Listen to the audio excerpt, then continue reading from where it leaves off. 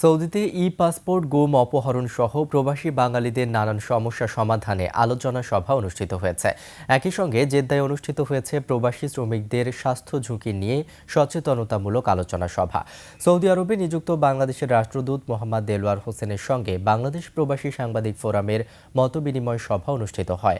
সভায় রাষ্ট্রদূত বলেন, ই-পাসপোর্ট সংক্রান্ত জটিলতা নিরসন করা হবে।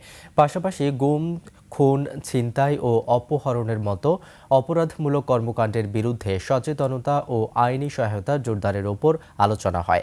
এদিকে জেদ্দায় প্রচণ্ড গরমে কর্মীদের নিরাপদ থাকার বিভিন্ন উপায় নিয়ে আলোচনা করা হয় সভায়। তীব্র গরমে কর্মক্ষেত্রে দুপুরের বিরতি নিশ্চিত করা, পর্যাপ্ত পানি ও ওআরএস সরবরাহ সহ শ্রম আইন মেনে চলার ওপর জোর দেন বক্তারা।